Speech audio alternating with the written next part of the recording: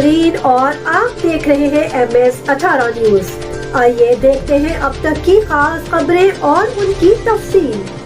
کوئٹہ سے عارف ترین سینئر صوبائی وزیر خزانہ حاجی نور محمد عمر نے سائنس کالج کوئٹہ کے گیٹ کے قریب بم دھماکہ کی شدید الفاظ میں مذمت کرتے ہوئے کہا، نہتے لوگوں کو نشانہ بنانے انسانیت کے دشمن ہے، جس کی جتنی مذمت کی جائے کم ہے۔ ہم دھماکہ میں قیمتی جانوں کے ضائع ہونے پر انتہائی دکھ اور افسوس ہوا۔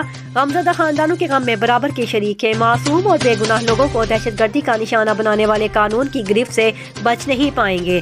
صوبائی حکومت عوام کی جان و مال کی تحفظ، دہشت گردوں کے خاتمے کے لیے سنجیدہ اقدامات اٹھا رہے ہیں۔ انہوں نے مزید کہا کہ پرامن حالات خراب کرنے والے ملک دشمنوں کے ساتھ سختی سے نپٹا جائے گا۔ حکومت عوام سیکیورٹی فورسز دہشت گردوں کے خاتمے کے لیے ایک پیج پر ہے۔